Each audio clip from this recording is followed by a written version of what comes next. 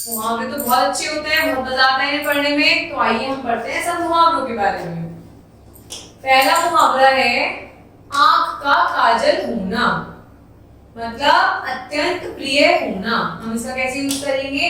मैं अपनी अध्यापिका की आंखों का काजल हूँ। मुहावरों का मतलब होता है कि हम कुछ शब्दों का, कुछ वाक्यों का इस तरीके से प्रयोग करते हैं जिनका मतलब होता है अलग और उनको हम अलग तरीके से उपयोग करते हैं। आंख दिखाना मतलब नाराज होना। रोने पर माँ मुझे आंख दिखा देती है।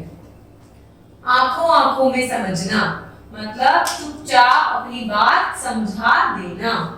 मेरी प्यारी दादी माँ आंखों आंखों में अपने मन की बात समझा देती हैं। तो हमने ये शब्द यहाँ यूज करा, पर इस पूरे सेंटेंस का मतलब है कि मेरी प्यारी दादी माँ चुपचाप अपनी बात को समझा देती हैं, है ना। पर हमने जब मुहावरा इसके अंदर यूज करा तो क्या लिखेंगे? मेरी प्यारी दादी माँ आंखों आंखों में अपनी बात को समझा देती हैं। आंखों में धूल झोंकना मतलब धोखा देना। माँ और दादी जी की आंखों में कोई धूल नहीं झोंक सकता, मतलब माँ और दादी को कोई भी धोखा नहीं दे सकता। अंग अंग ढीला होना मतलब थक जाना। इतना सारा काम करके मेरा अंग अंग ढीला हो गया है, अर्थात इतना सारा काम करने के बाद मैं बहुत थक गई हूँ। अंगूठा दिखाना मतलब साफ, ऐसे अंगूठा दिखाना मतलब साफ मना कर देना किसी काम के लिए। जरूरत पड़ने पर अंगूठा दिखाने वाला सच्चा मित्र नहीं होता, मतलब जरूरत पड़ने पर यदि कोई हमें काम के लिए मना कर देता है तो वो हमारा सच्चा मित्र नहीं कहलाता। ईद का चांद होना मतलब बहुत समय बाद मिलना।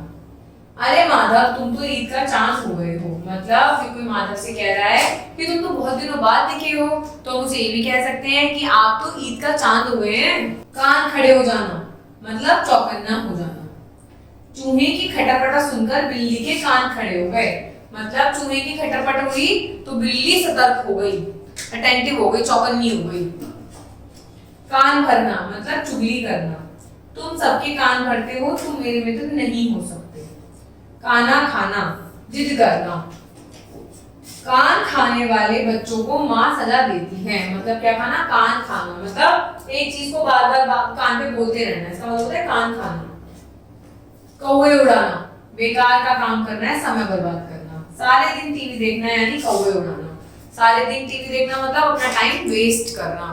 तो इससे हम क्या बोल सकते हैं कि आप तो टीवी देखकर कौवे उड़ा रहे हैं। घी के दिए जलाना मतलब खुशियां मनाना। हम नानी के घर गए और नानी ने घी के दिए जलाए। जब हम लोग दिवाली आती है तो हम लोग घी के दिए जलाते हैं ना, तो हमारे अंदर बहुत हैप्पीनेस होती है, तो उससे बोलते हैं कि घी के दिए जलाना मतलब खुशियां मनाना।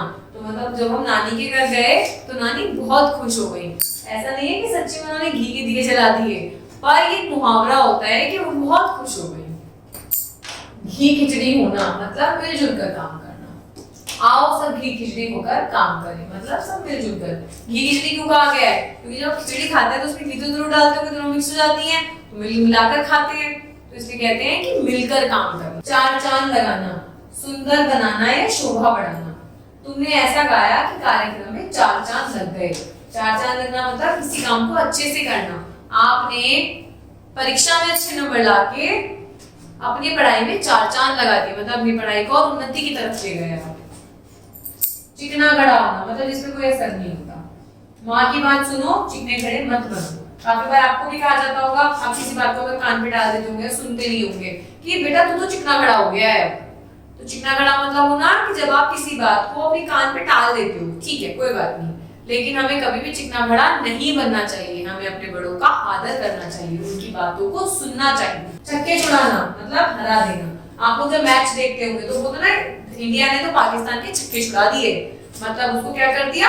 हरा दिया। देख लेना दौड़ में मैं सबसे छक्के छुड़ा दूंगा, मतलब सबको हरा दूंगा। दाल ना गलना मतलब काम ना होना। झूठ बोलने, तुम झूठ बोलते हो, हमारे साथ तुम्हारी दाल नहीं गलेगी, मतलब जो लोग झूठ बोलते हैं तुम्हारा हमारे साथ गुजारा नहीं होने का भाई। दांत दिखाना मतलब बेकार में हंसना। काम करते समय दांत दिखाने का क्या मतलब है? दांत दिखाना मतलब जब आप लोग हंसते हैं तो आप लोग जब स्माइल करते हैं तो आपके दांत दिख जाते हैं ना, तो एक मुहावरा बन गया दांत दिखाना। मतलब बेफिजूल की बातों पे दांत नहीं दिखाने चाहिए, है ना, मतलब हंसना नहीं चाहिए। नमक मिर्च लगाना, बात को बेवजह बड़ा चढ़ाकर कहना, नमक मिर्च लगाकर नहीं, सीधी सीधी बात बताओ। कभी कभी ऐसा भी होता होगा कि आपकी सिस्टर से आपकी लड़ाई हो जाती होगी और आपकी सिस्टर क्या करती होंगी, आपके मदर फादर को बड़ा चढ़ाकर बताती होंगी बात को, तो आप कह सकते हो कि मेरी बात को सीधे सीधे बताओ, नमक मिर्च लगा के मत बताओ। पाँव फूक फूक कर रखना, मतलब सावधानी से काम करना। दादाजी सो रहे थे, हम कैरम खेल रहे थे, मानो पाँव फूक फूक कर रख रहे थे, मतलब हम बहुत आराम से कैरम बोर्ड खेल रहे थे। बिल्ली के गले में घंटी बांधना, स्वयं को संकट में डालना। माँ से बिना पूछे बाहर खेलने जाने का मतलब है बिल्ली के गले में घंटी बांधना। जब वो बिल्ली के गले में घंटी बांध देते हैं तो क्या होता है, संकट आ जाता है, बाल बांका ना होना, कुछ भी नुकसान न होना। मिलकर एकता से रहने पर हमारा कोई भी बाल बांका नहीं कर सकता।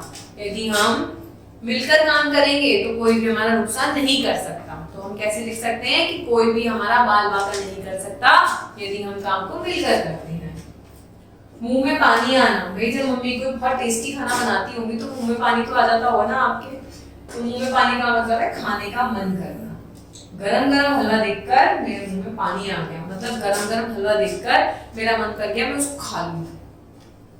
मुंह बनाना मतलब नाखुश होना, हलवा देखकर मुंह क्यों बना रहे हो, मतलब हलवा है तो खुश क्यों नहीं हो रहे। भीगी बिल्ली बनना मतलब सहम जाना, मतलब डर जाना। पिताजी के घर में घुसते ही शोर मचाते मचाते बच्चे भीगी बिल्ली बन गए। भीगी बिल्ली मतलब बनना जब बिल्ली डर जाती है तो वो भीगी बिल्ली सी हो जाती है, तो इसलिए मुहावरा बन गया डरना। जैसे पिताजी घर में आए तो बच्चे शोर मचा रहे थे तो वो क्या बन गए, वो भीगी बिल्ली बन गए। तो इस तरीके से मुहावरों का होता है यूज हम कब करते हैं, जब हमें अपने वाक्यों को सुंदरता देनी होती है, व्याकरण में और सुंदरता, हिंदी भाषा में और सुंदरता लानी होती है। तो हम इस तरीके से अपनी बात को कहने का कोई और तरीका ढूंढ लेते हैं जिसका मतलब तो वही होता है और शब्दों का फेर हो जाता है। धन्यवाद।